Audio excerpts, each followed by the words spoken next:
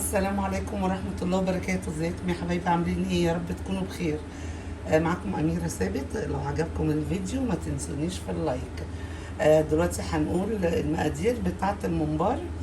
يا رب الوصفة تعجبكم. معانا دوت نص كيلو ممبار، طبعا مغسول ومتنضف وزي ما انتم شايفين كده زي الفل.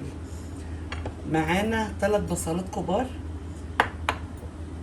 وكيلو رز مغسول اهوت ومتصفي، ومعانا بقدونس، شبت وبقدونس وكزبره، ومعانا طماطم بحب اقطعها صغير كده، ديت اضافه على الخلطه، وديت برضو بصلايه مبشوره معموله بالملح والفلفل، غير البصل دوت اللي بنعمله في التخديعه. الحاجات ديت بنحطها في الاخر، فاما بنحط القوطه متقطعه مع البصل بيدي ريحه تانية خالص. ومعانا طماطم، شايفاها بس شفشة اهوت، في طماطم، ومعانا نعناع. ده النعناع بنحطه في الاخر خالص بيدي ريحه حلوه قوي. دلوقتي هنعمل التخديعه، الصلصه يعني بتاعت الممبار. هنحط زيت، بس الزيت يكون حلو كتير كده علشان يبقى مفلفل الممبار ويبقى طعم الرز حلو. هنسيب الزيت يسخن شويه، وبعدين نحط البصل. احنا البصل بنديله ايه، تتبيله كده يعني، بنبدله مش بحمره تحميره، لان الممبار بيبقى المفروض الحاجه كلها ني، بس انا بحب ان انا اعملها يعني نص تخديعه كده، مش ني ولا هي متسبكه قوي. هنقلب فيها شويه لغايه اما تدبل، خليكم معايا. دلوقتي كده البصل دبل معانا زي ما انتم شايفين، مش متحمر، يا دوبك بيدبل بس. وننزل بالطماطم.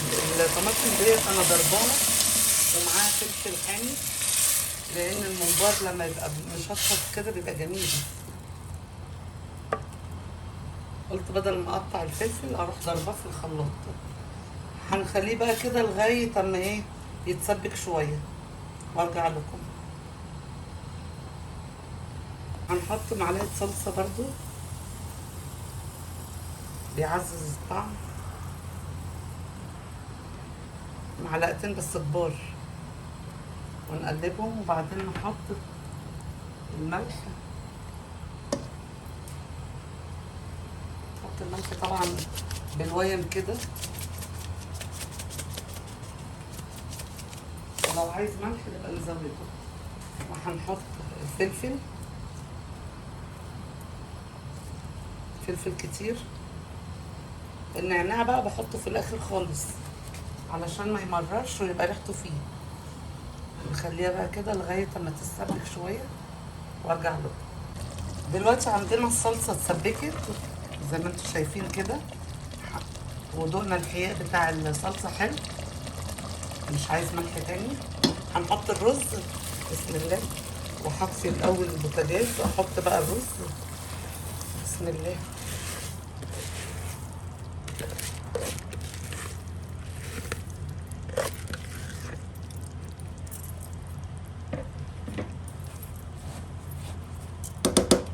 وبعد كده هنحط الخضرة، شبت وبقدونس وكزبرة، بحب احطها في الاخر عشان ما تتبلش. وهنحط القوطة انا مقطعاها قطع كده علشان تبقى طعمها باين في الممبار. وهنحط البصل ده مدعوب بالملح والفلفل، بيدي طعم حلو قوي، جربوها وهتعجبكم ان شاء الله.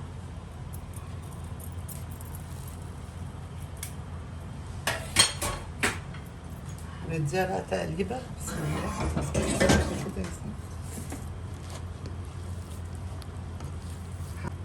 بنقلبها كده علشان الخلطه كلها تبقى مع بعض مندمجه. وفي الاخر هنحط النعناع، رشه النعناع ديت بتبقى حلوه قوي، جربوها. هقلبها بقى وبعد كده ارجع لكم وانا بحشي الممبار. دلوقتي معانا الخلطه اهي جميله وزي الفل. اما بنقطع القوطه حتت كده بتبان في قلب الممبار، بيبقى طعمها حلو قوي، ده غير القوطه اللي احنا ضربناها. انا بحشي الممبار بقى كده بطريقه سهله جدا. بمسك الناحيه ديت كده بصباعين الاتنين دولت كده، وبالصباعين دولت بدخل الرز بطريقه سهله قوي قوي قوي. جربيها وان شاء الله هتعجبك. ما بتاخدش 10 دقايق.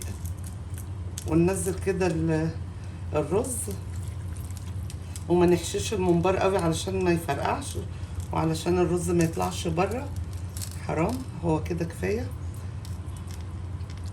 يبقى مهوي. ونعمل الجنب التاني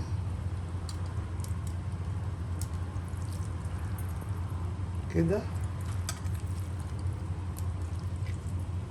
نمسك الواحده كده ننزل الرز من عليها كده،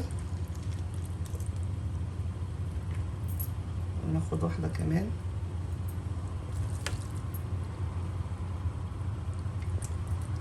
دي ضيقه شويه مش مشكله. انا بحشي الممبار الضاني بالقمع، فمره كده ان شاء الله ابقى اعمل لكم الفيديو دوت. بيبقى سهل جدا بالقمع. ابص ده صغير ازاي، ضيق برضو بنعمله ومفيش حاجه تقف قدامنا. اهو ننزل الرز كده كده كده كفايه. ومن الجنب التاني نحط حبه كده بس.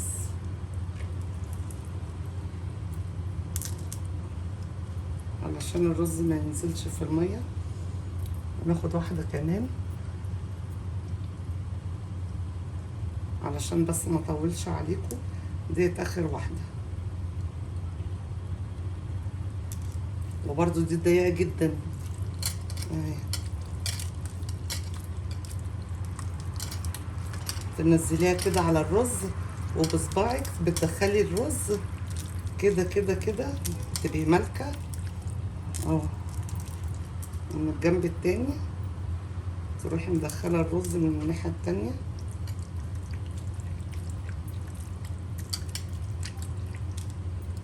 وخليكم معايا بقى لغايه اما نسلق الممبار مع بعض. دلوقتي الميه بتاعت الممبار غليت، حطيت فيها ورق لورا، وحطيت فيها ملح وفلفل وبصلايه، وهنبتدي بقى ايه، وقرفه. والقرفه دي شيء اساسي قوي قوي قوي. هنحط، لعلمك لما بيبقوا بتاكلي الممبار ما بتحسيش بطعم القرفه قوي، بس بيديله طعم حلو. الريحه بتبقى مش باينه قوي، بس طعم الممبار بيبقى حلو قوي. جربوها وبقولوا لي وان شاء الله تعجبكم. طبعا الميه لما بتغلي نحط الممبار علشان ايه، يقفل من الجنبين.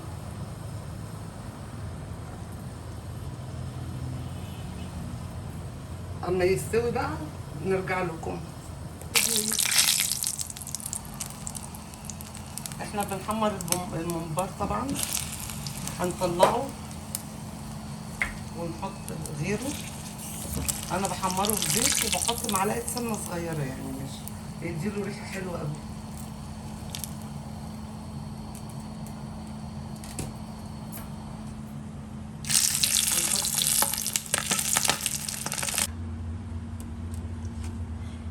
ده الشكل النهائي للممبار، طالع تحفه وطري اهو، مش ناشف. بسم الله. بصوا الخلطه لونها حلو قوي. استنوا دقيقه واحده ادوقها لكم. روعه روعه روعه.